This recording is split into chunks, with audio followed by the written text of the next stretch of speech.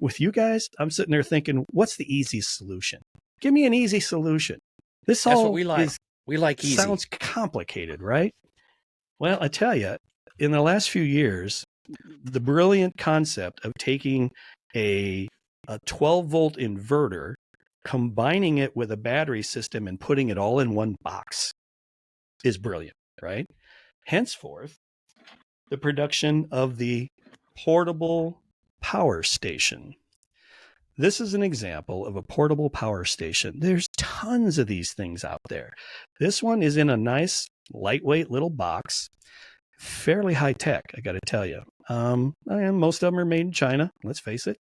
And they can provide a lot of the backup capability we've been talking about all in one relatively easy to purchase and hook up package.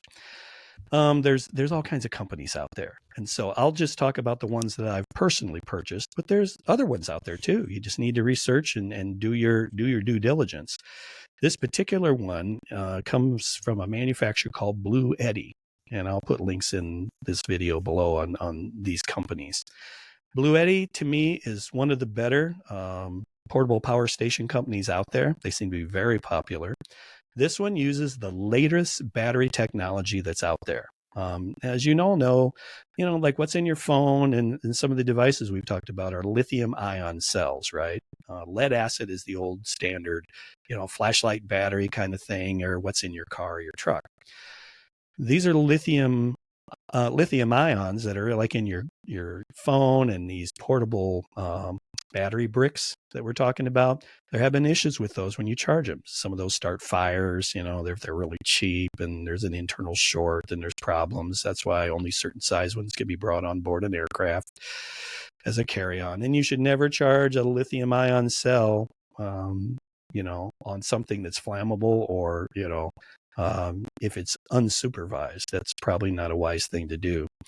These are made of not lithium ion battery packs. These are lithium iron phosphate, which is kind of one of the latest battery technologies. It's more stable than lithium ion, and you can go through more charge up, drain, charge, drain cycles far more than the old lithium ion cells.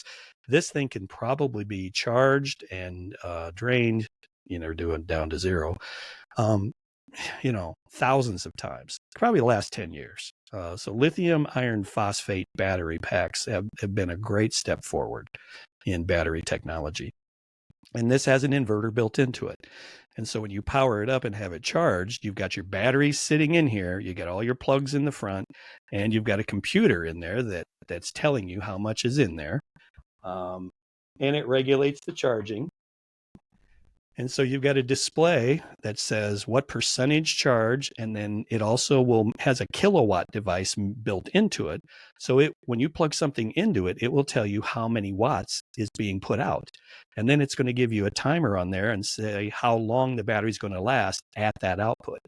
So this has got everything built in. This is a kilowatt. This is a lithium iron phosphate battery pack and a pure sine wave inverter all built into one package. The other thing it's got solar charging capability. It's got the solar charge controller already built into it. So all you got to do is there's a plug-in in the front where you can plug in a solar panel to it. This is a portable solar panel. Now it unfolds into something long. It puts out 100 watts. I can plug this directly into this, stick it out in the sun, and it will charge itself up in a matter, on average, about 7 hours. 6 to 7 hours at 100 watts, it'll probably charge this thing up.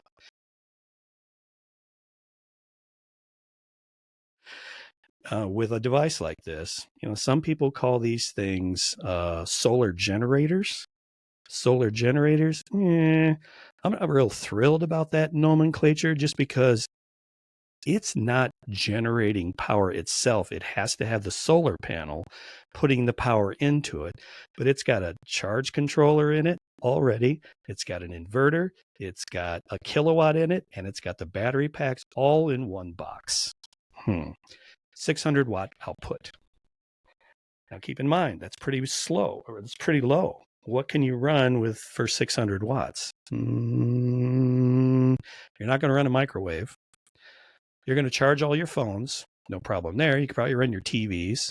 It might run a small refrigerator for a while. You're going to be limited in the duration of how long it'll run it. But if you're not dealing with a lot of power need, it's got two 110 outlets on the front. It's got a plug-in for like a 12-volt cigarette lighter type of device if you have something like that. And it's got USB and USB-C for your phones and stuff. And the one on the top here, this has got that wireless charging. So I just can just sit my phone on top and it'll charge my phone wirelessly. How much for something like this, you might say? Well, I think these retail up around $300. But I got mine. I'll be honest with you guys. I don't buy new. I buy refurbs. Refurbs direct from the company or refurbs through eBay. You save a lot of money. I paid $179 for this. But I went out on eBay today and the refurbs are going for $148. It's pretty darn cheap. And they come with a full factory warranty as a refurb. So, not bad. What do you think?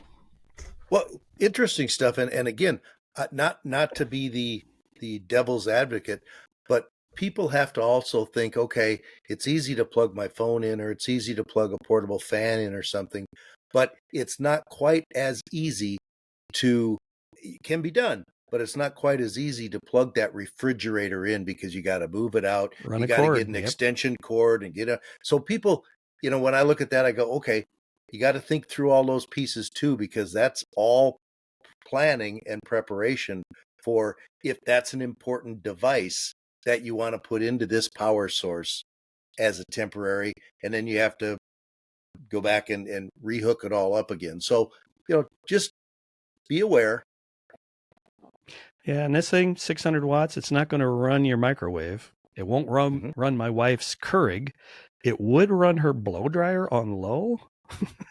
So, I mean, you got to know the wattage. And, although it's got the other one thing about this guy, he's got Bluetooth in him as well.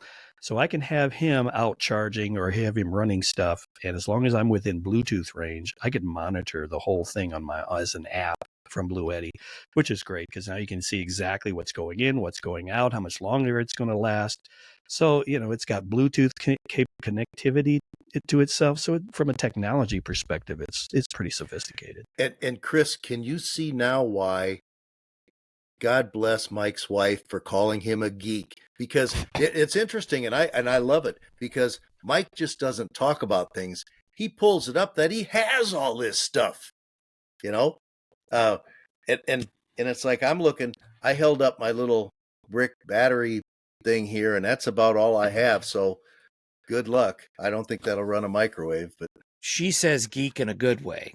When we hear it said to us, it's in a bad way.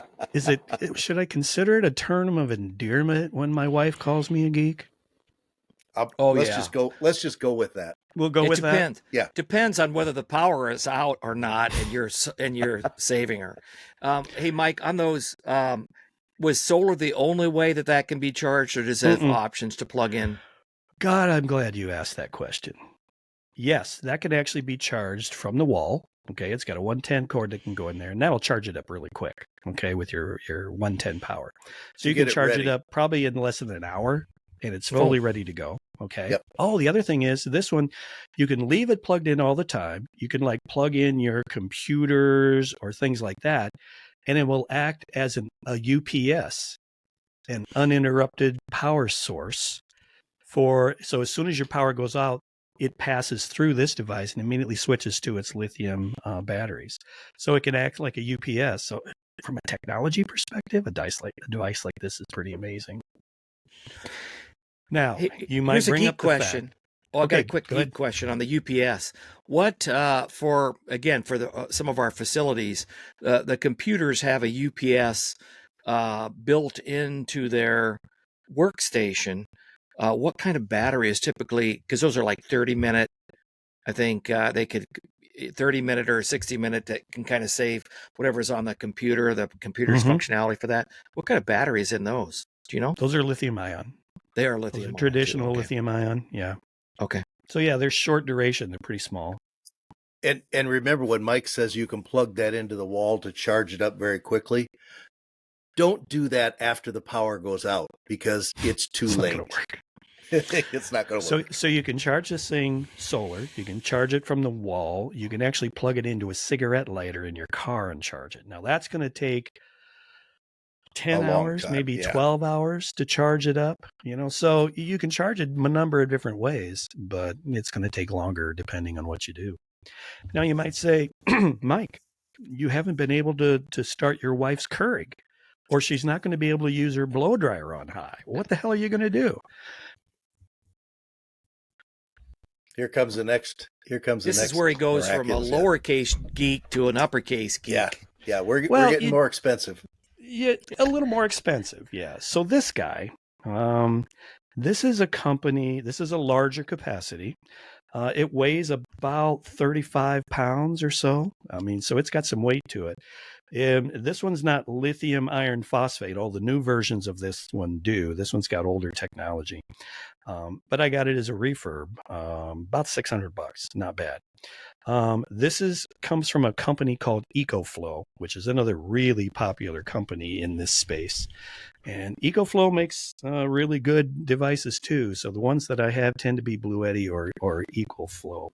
This is called an EcoFlow Delta 1300. What I liked about this guy when I got him as a refurb is that this one's got 1800 watt continuous, 3000 watt peak capability. So this gives me my microwave in my kitchen. I can run it. My wife can plug her blow dryer into it and get all 1600 watts that she needs. The 13 to 1600 watts of my microwave, I can get that. So that'll run that. It'll run a refrigerator for a much longer period of time. I actually use this in my RV. And so this is kind of a backup power source in my RV if I don't want to use the generator in it. But again, it's the same thing. You can charge it by 110. You can charge it from a solar panel setup. You can charge it from a cigarette lighter. I mean, you can do all that kind of stuff. It's just going to take longer. Mike, a quick question. So when you charge it, how long, and maybe you covered this with others, but how long are they going to retain a charge that, because I'm going to charge it up and then I'm going to forget about it for 4 months and then the power is going to go out and I'm going to look at it. How long are they going to retain? You can retain probably 90% for 6 months. Okay. Something like that. But you don't want to, one thing about lithium ion cells that you need to be, lithium cells in general, you need to be aware of is that if you're going to store it and not use it very long, you generally don't want to store them with 100%. Some manufacturers will tell you exactly what percentage they would prefer. Now, in this guy, you can kind of see right here, I don't know if you can see the number, it's charged and stored at 60%. And that's what EcoFlow says they should be stored at for, if you're going to eat months at a time and not need it or not use it or exercise it, 60%. Now, the Bluetti that I have, they want theirs stored at 80%. So I've charged him to 80% and left him. You don't want to drain these all the way down either. 20% is probably the minimum you want to get down to before you bring them back up. And then sometimes you have to exercise them. They say, okay, if you stored this thing for X number of months at 60%, take it down to 20, then bring it all the way back up. Okay, if you're going to start using it then during, like, say, a camping season. So you got to look at the directions on these devices and figure out just exactly how to store and maintain them to the manufacturer's specifications. To extend their life, you want to have many years of useful life out of these things, and many use cycle charge cycles as many times as you can get. Otherwise, if you don't extend that life and you have to rebuy, you might be shortening your life from your spouse. Yeah, probably. So like I said, this is a Delta 1300, older technology. It's got the older lithium ion cells. The new ones out there, man, the Delta 2s and the Delta Pros, these have the lithium iron phosphate batteries. They'll last for frickin' ever. 10 years, probably. You're talking some more serious dollars. I saw a Delta 2 out there. It's a 2400 watt, not 1800 watts. So it's 2400 watt capability, about $1,000. They can get really expensive, and then you can even get higher. You can get up into the $1,900 jobs. What guys are doing now is they'll take a couple of these and they'll wire them into a transfer switch in their garage, which this is a picture of one, either like in pairs or like 4 of them at once on a cart, wheel it out there and run their whole house. That could run a whole house, but you're dropping some serious cash on a special transfer switch that hooks up to these, as well as buying the units themselves. So, it just really depends on what you want to do. And these are the guys that want to get away from gasoline engines altogether. They don't want gas. They don't want exhaust. They don't want any of that kind of stuff. This gives you the option to be able to do even a whole house, if you do it right, without that sort of thing. A whole house for a designated period of time, Correct. Not forever. Yeah, I mean, not forever. Right. And you'd have to do the calculations to figure out what all you're running and how long it'll last. That's why it would take more than, one of the bigger Deltas or Delta Pros. And in that particular case, I was talking to a buddy of mine who is more of an electrician, a lot more of an electrician than I am. And he has a smaller portable generator. And he has the transfer switch where he can hook it up to his circuit. And then he just flips off, or keeps on the circuits in his house that he wants powered. So if he doesn't want lights in the bathroom and bedrooms and things like that, but he wants his kitchen, he'll just have that switch on and nothing else. And I thought that was kind of clever because now you're controlling what's going to draw. Exactly. My transfer switch, my obviously my circuit box has got a lot more than that. So I picked out 6 of them that I want to energize during a power failure. And that's it. So you just flip those specific ones on, and those are the only ones that are going to be powered by whatever. Now, I have been able to hook this up to my transfer switch, but it doesn't have enough amperage. Okay, it's only I need 30 amps to go into my transfer switch to run all 6 of those circuits. I run my basement because of my sump pump. I run my bar area because it's got my internet. I run the kitchen, and I run our bedroom. In our bathroom. That's about it. But I need a gas engine type of generator set up to run all of those things. So let me show you the next option. If you don't want to go this route and you want to go the typical sort of traditional gas engine route, there's lots of options out there. And you don't have to spend a ton of money to have some backup capability. But now you need to think about, okay, how much wattage can I get? Plus, I need to be concerned about weight. You want it portable? Do you want it on wheels so it's too heavy to pick up, but you can wheel it someplace? Or are you going to mount it permanently outside your house? Well, I used to have one of those ones that you could tow with wheels. It looked like this. And it was a little over 4,000 watts. Okay, that can run a lot of my house. That's really all I had for a number of years. But it's heavy. And those things are noisy. Okay, they are very loud. Okay, and your neighbors are going to listen to it. You're going to listen to it. And again, Al, you made a very good point. Anything using gasoline or propane is going to put out carbon monoxide. The electric things we just talked about, you can keep them indoors. You don't have to worry about that. But they have to be recharged up somehow. Well, you could use a portable generator to recharge those things if you wanted to, but that generator, if you're going to run it, has to be outside, and they say it should be a good 20 feet from your house. Do not run it in your garage. You need to run it outdoors. And it'd be also nice if you could figure out that you put that thing downwind, so it's not blowing fumes back to your house. That would be a good thing. Now, then you have the concern of theft, though. I've heard people talk about during long power outages, like what Chris talked about. You got a generator sitting outside. Suddenly it quits. So it's because some guy just came by and grabbed it and stole it. So then there's cable locks that you can put into the ground where you can chain it to the ground or cable lock it to the ground so they can't take it away. Those kinds of things you need to think about. And then the cords that you're running from that generator to your transfer switch, which is by law, by code, you have to have that if you're going to backfeed your home. Otherwise, you could be backfeeding electricity into the grid and somebody else in the neighborhood could be killed because you're putting electricity back into the grid and they don't know it.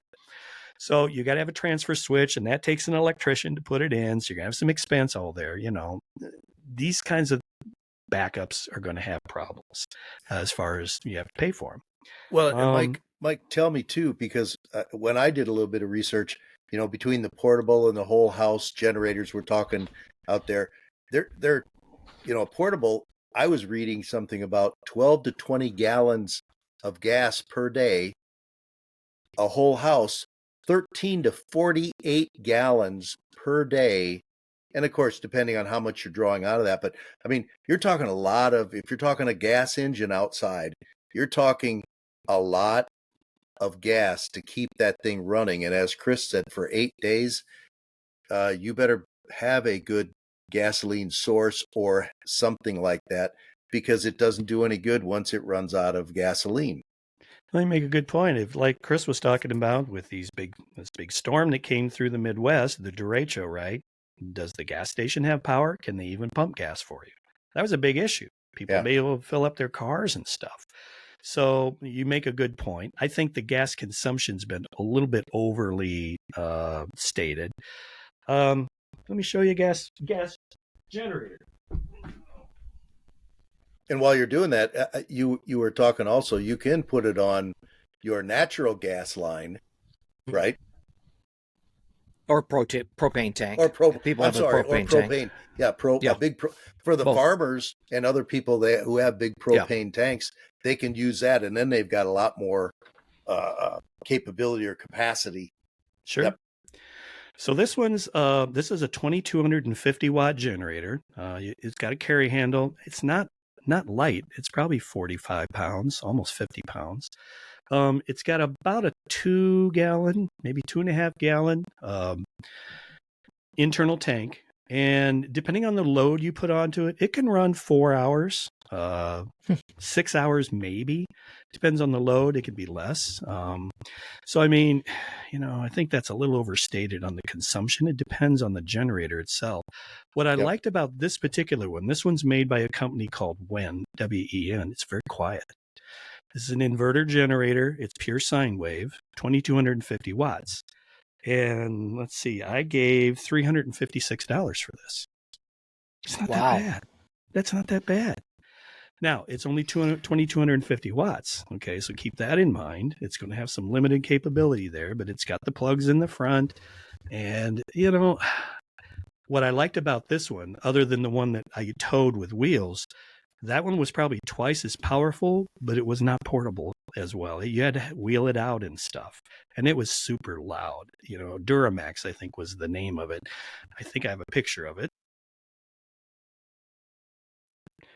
And they're relatively inexpensive, $300-400 the same. So some of those noisier, bigger generators are not that expensive, but you're going to put up with the noise and the weight. So what I did was I bought this one and a second one to replace my 4,000 watter. So I have this one. And Chris, you notice he has all these things in his house ready to show, which is amazing to me. And his wife is sitting upstairs waiting to listen to the podcast so she can add the calculator up and go 300 for that one, 400 for this one, 600 for that one. And now she's going, here's the cost of me watching that television show when the power went out for the 3 hours. I wanted, the reason I got rid of the bigger wheeled one is because I wanted to keep one of these with us camping. And so I can just take one of them along and have that as a backup for my RV. So this is a 2,000 watt company called Furman. I know Costco carries Furman devices sometimes. This one, $254, and it's quiet too. So these were really good deals. So about what I spent on these two, I got got rid of the bigger one, spent about the same on 2 small ones. What you can do is you can take the 2 of these and wire them together. So they'll be sitting next to each other with what's called a parallel kit. This parallel kit has got wires coming out of it, 2 wires into one generator, 2 wires into the other, brings both wattages and combines them to a combined 4,250 watts. And then I've got plugs in the front that I can plug large cables into. One's a 50 amp cable that can go to my RV, a 30 amp cable that can go to my transfer switch in my garage. So I can combine the wattage of two of these guys running and actually do my whole house with it. And one of these little kits is about $50, 75, something like that. So that was the route I went. Instead of having one big 4,000 watt generator, I got two relatively small 2,000 watt generators. I can put them together and take one with me when I go camping. So you have the portability, but you can scale it and do a bigger coverage for a place like home. Right. Then you talked about the home generator ones, the Generac. Generac's a common one you see. I think Menards, places like that sell them. You know, those are 10,000 watt plus maybe, and you're going to pay for them. I mean, they're going to be a permanent installation outside your home, anywhere from $10,000, $12,000, something like that. Maybe higher, but it's automatic and it runs on your natural gas. And so you don't have to worry about fuel, and you don't have to worry about turning it on, because it's going to have an automatic transfer switch that as soon as power is interrupted from the grid coming into your house, that thing will ignite just like what we have in the hospital, start itself up and run. And you don't need to worry about it running out of fuel. As long as you got natural gas coming into it, you got power. I would do that if I was living in a rural kind of remote area, still had natural gas or even propane. If you have one of those big propane tanks like you see out on farmhouses and whatnot, and you have power failures that are fairly common. I mean, let's face it, the grid, the infrastructure, further you would get away from the cities, more vulnerable, overhead lines, things like that. Things can go wrong and you could be out of power several times in a year. Might consider something like that then. Yeah. Well, and you mentioned earlier, and Chris mentioned the 8-day thing. Where I live, a year or so ago, we lost power. Now, I only lost power for, let's call it 3 or 4 hours. Not bad. Two friends of mine who live less than 4 minutes away from me, they were out for 4 or 5 days, kind of in Chris's, and they were in a whole different challenge than I was for 3 to 4 hours. And that's where one of them went out and then put in a outside generator. I believe his is gas, but sure. Yeah. You know what, to me, the ideal solution, if I was one of you dudes, if I was just normal me, not thinking about, RVing and all that kind of stuff, I would go with one of these portables at about 2,000 watts, maybe a little more, and I'd get one of the portable power station, the solar deals. Then you've got one that can charge the other if you need it. Mm-hmm. You've got one that is not relying on fossil fuel at all, where you can get it from the sun, which you got to also consider another expense. I mean, if you really want to go the solar route, which, I'm kind of a believer in the solar backup of that's free power sitting out there when the sun shines, right? And, certain parts of the country, you don't see a lot of sun, which you have to consider that. But, you're going to have to buy a solar panel array of some sort. And, the portable ones out there, like this one that I have, this one's made by a company called Rock Pals. I picked it up for $116 for 100 watts. Usually, if you're looking at a portable solar array like this, you're probably paying $1.50 to $2 per watt for that capability. Whereas your fixed, big, rigid solar panels, like I've got on my house, I've got a couple up there. They're a lot cheaper. You can get them for about 75 cents per watt. But they're not portable, and they got to be fixed, or, you sit them out on the lawn and angling them the right way directly at the sun. Anytime it's off at an angle or whatever, you're not going to get very efficient solar gathering. So there's a lot of things with solar.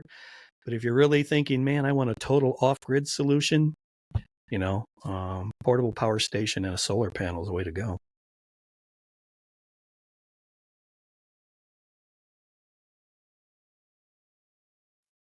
Where does Tesla's power wall fit in? And those sort of solutions, those are whole house, expensive solutions, aren't they? They are. And they've actually got shingles now that you can put on your roof that are actually solar panels. And they look more like shingles. They don't look like solar panels. You know, I see people doing that, and I see it a fair amount, like you guys have here in the Midwest, right? But if you look at the charts of the number of solar days you have in any given month or week, or like in a year, it gets real interesting on whether or not it's worth it to do all that stuff. If I lived in the desert Southwest, no brainer, absolutely. You live in Arizona or you live in New Mexico or someplace like that where you have so many solar days in a week, you're really in good shape. But here in the Midwest, it's tough. People do it, and I think eventually it does pay off for them, but it's a lot of years down the road till you get your investment sort of paid for. And that's why you see a lot of not only solar here in the Midwest, but you're seeing those big wind generator things, man. Wind turbines, yeah. Yeah, I know they work. I know we had a nuclear power plant here in this part of our country, right? That they shut it down because the solar combined with the very large wind generation array was able to replace it. I think that was a 750 gigawatt nuclear power plant. They were able to shut it down and switch to strictly wind and solar. Well, me personally, I don't have a problem with nuclear power. I really don't. It's expensive, and that's the problem. But anyway, that's a whole nother matter. Wow, Mike, you really, really shed some light, no pun intended, on a fairly complicated and wide-ranging area of and possibility of solutions. And I think it certainly helped me, and certainly Al looks a little more radiant, a little bit more informed, and a little more comfortable. So I certainly appreciate it. Al, what time is it? Keep in mind what I gave you. I gave relatively cost-effective solutions because I'm kind of cheap myself. Okay. I mean, like this generator at 2,000, maybe 2,200 watts, if you buy the top of the line, like a Honda, those football games and guys are out tailgating, right? And they got TVs and all that shit out there at their tailgating site. They're using something like this. And I see a lot of Hondas out there. A Honda generator of the same power as this is anywhere from $1,000 to $1,400. Right. I mean, versus $250. I mean, you get what you pay for, right? But man, you don't have to go with the Cadillac if you can get down the road in a Volkswagen. You know what I mean? So do the research before you buy, know what you're getting into, and know what additional things you need to make it work properly. There you go. And Mike, I'm not an expert. I'm just an amateur. No, but closer to an expert than an amateur when you look at Al and I. Hey, you want to also remind folks of how they can get more information and stay in tune with what we're doing? Yeah, absolutely. So keep in mind, everybody, we'll put some links in the description of this video down below, some of the information we've talked about and these charts and whatnot. And, there's a lot of good, reliable sources of information out there. And so don't go by just what we're talking about. This is just our own experience. But we sure appreciate you tuning in to the podcast. Make sure you click that subscribe button and ding that bell so that you know when we put something else up, and give us a thumbs up if you like what we're talking about, and give us a thumbs down if you think we suck. And reminder, our email, readiness.rewired@gmail.com. Sure want to hear from you, and come back and see us again. Take care, everybody.